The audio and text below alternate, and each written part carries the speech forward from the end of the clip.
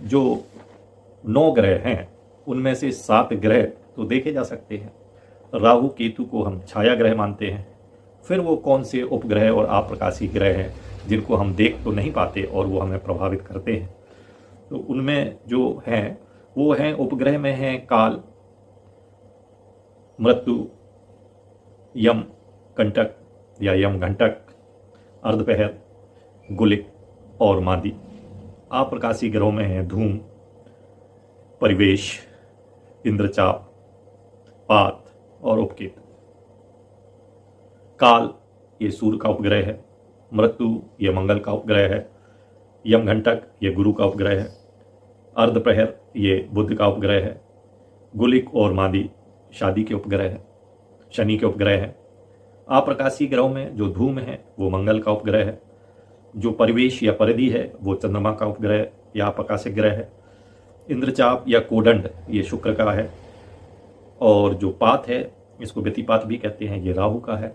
उपकेतु ये जो है ये केतु का आप्रकाशिक ग्रह या उपग्रह है। तो ये सब जो है हमारे जीवन को प्रभावित करते हैं। उपग्रह में धूम आदि ग्रह, जिसमें आएगा धूम, व्यतिपात, इंद्रचाप, परिवेश और उपकेतु, ये बिना दिखाई देते हुए ही आकाश में संचार करते हैं। 9 ग्रहों की तरह ये 5 उपग्रह दिखाई नहीं देते, लेकिन ये ऐसा नहीं है कि कभी नहीं दिखाई देते, कभी कभी ये दिखाई दे जाते हैं। जब ये कहीं दिखाई दें तो समझ जाइए कि लोक में कुछ उपद्रव होगा, अर्थात कुछ अप्रिय घटनाएं घटित होंगी। तो ये उपग्रहों के बारे में एक छोटी सी जानकारी है। अब आप ये देखिए कि ये उपग्रह या आप्रकाशीय ग्रह दिखाई नहीं देते लेकिन प्रभावी हैं।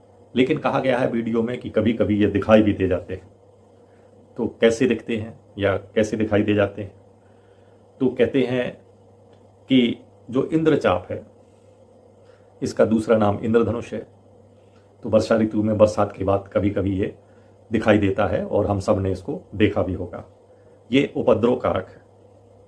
इसी तरह उल्कापात, जिसको व्यतिपात कहते हैं, कभी उल्कापात, उल्काएं भी हमको दिखाई दे जाती है, तो ये भी उपद्रव कारक है।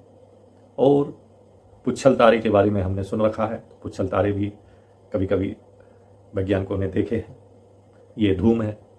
तो ये जो उपग्रह हैं ये दिखाई नहीं देते हैं, इनका प्रभाव है। तो इनका प्रभाव कब होगा, किस दशा में होगा? क्योंकि इनकी कोई दशाएं तो है नहीं जीवन में कि जातक के जीवन में जब ये दशाएं आएंगी तो इनका प्रभाव होगा। इसके उत्तर में कि किस दशा में उपग्रह का प्रभाव होगा, उत्तर में आप जान लीजिए, जिस भाव में उपग्रह हो उस भावेश की दशा में उपग्रह का फल होगा। अर्थात जिस भाव में वो बैठते हैं उस भाव का जो स्वामी है उसकी महादशा में ये अपना प्रभाव देंगे। अच्छा, ये जो उपग्रह हैं और आप्रकाश ग्रह हैं, ये दोनों ही केवल तभी कुंडली परिवर्तन के स्तर तक प्रभावी हो जाते हैं जब वे किसी अन्य ग्रह के साथ संयुक्त होते हैं। कुंडली में यदि उपग्रह या प्रकाशी ग्रह किसी ग्रह के साथ में होंगे तो परिवर्तन तक के स्तर पर घातक प्रभाव इनका होगा। लेकिन यदि ये किसी ग्रह के साथ में नहीं है तो फिर ये उतने प्रभावी नहीं होंगे। उपग्रहों की तरह आप्रकाशी ग्रह केवल तभी प्रभावी होते हैं जब वे कुछ ग्रहों के साथ युति करते हैं। जब वे केवल एक भाव में स्थित होते हैं लेकिन किसी ग्रह के साथ युति नहीं करते, वे तब तक कोई दोष उत्पन्न नहीं करते। यदि आपकी कुंडली में ये आप्रकाशिक ग्रह जो हैं यदि किसी ग्रह के साथ में नहीं है तो कोई दोष उत्पन्न नहीं करेंगे तब तक जब तक पाप ग्रहों की दृष्टि से गंभीर रूप से पीड़ित न हो, जबकि कोई बहुत पावरफुल पाप ग्रह इनको ना देख रहा हो। जब वे उस भाव के कारक के साथ किसी भाव में होते हैं, जैसे जिस भाव में ये हैं और उस भाव का कारक भी इनके साथ में है, तब उस भाव को ये बहुत ज़्यादा नुकसान पहुंचाते हैं। दूसरी ओर जब वे किसी भाव में होते हैं लेकिन वह भाव उस भाव के स्वामी की दृष्टि से अच्छी तरह मजबूत होता है, कि उस भाव का कारक दूसरी जगह हो और अपने भाव को मजबूत स्थिति में देख रहा हो, उस स्थिति में वे किसी भी प्रकार का दोष उत्पन्न नहीं करेंगे। ये जो आप प्रकाश ग्रह हैं केवल दोषपूर्ण कर्मों को इंगित करते हैं। आप प्रकाश ग्रह सबसे बुरे कर्मों के बारे में संकेत करते हैं जिन्हें पाप माना जा सकता है। ये उन क्षेत्रों को इंगित करता है जहां हमारे पास अच्छे कर्मों की पर्याप्त कमी है।